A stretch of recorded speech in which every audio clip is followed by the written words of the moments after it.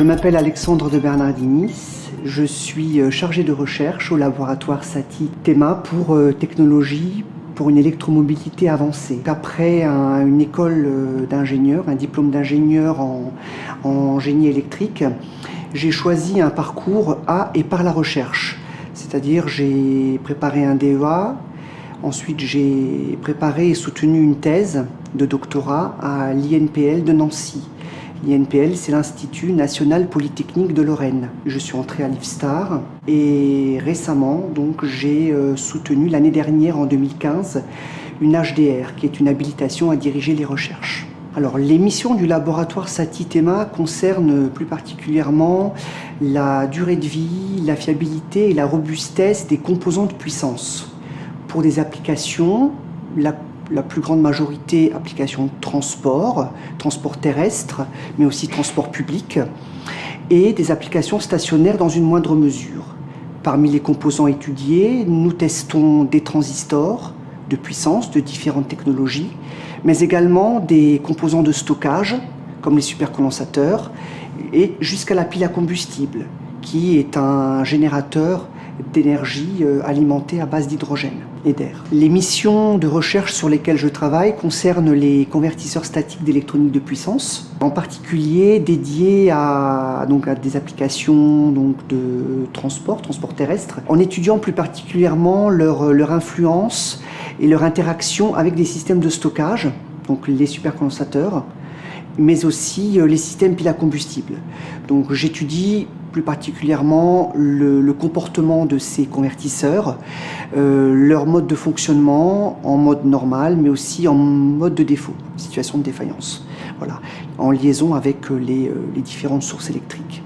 Ces technologies sont utiles essentiellement pour améliorer à la fois l'efficacité énergétique et l'efficience des systèmes, tout en réduisant bien sûr l'empreinte carbone, en travaillant et en développant à la fois des méthodologies, mais aussi des solutions expérimentales pour trouver des solutions à ces systèmes de transport ou stationnaires plus propres, répondant à une préoccupation environnementale et écologique. Plus particulièrement, je travaille actuellement sur l'étude et le développement d'un convertisseur statique de puissance à base de transistors et dédié à l'alimentation d'un volant d'inertie. Un volant d'inertie, c'est un système de stockage inertiel à très haute vitesse et j'étudie plus particulièrement l'amélioration du rendement, la montée en température et l'efficacité énergétique de ces convertisseurs de puissance. Le second projet sur lequel je travaille également concerne l'étude de caractérisation de transistors en nitrure de gallium, qui est un des composants de nouvelle électronique de puissance, qu'également nous caractérisons pour des cycles de fonctionnement représentatifs de l'usage.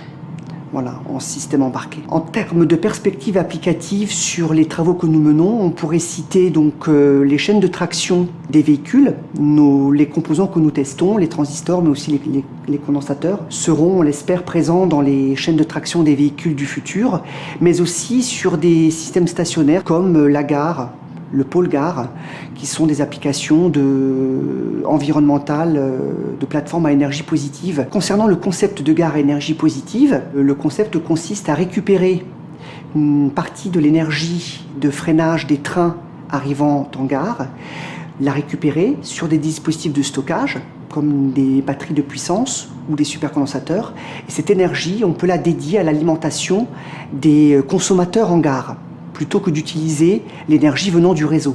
Donc on a un système en quasi-autonomie, utilisant l'énergie stockée dans les batteries, dans les supercondensateurs, qui sont des stockeurs d'énergie, pour l'alimentation de ces gares, de manière à réduire la consommation à la fois énergétique et aussi thermique. Ce que j'aime particulièrement dans mon travail, c'est d'une part la liberté que l'on a de pouvoir travailler et réfléchir sur des problématiques qui sont complexes, d'apporter des solutions, mais aussi le côté valorisation des travaux, c'est-à-dire la possibilité que nous avons de valoriser nos travaux à l'extérieur, soit en conférence, mais également par le biais d'enseignements que l'on peut dispenser. Il y a cette double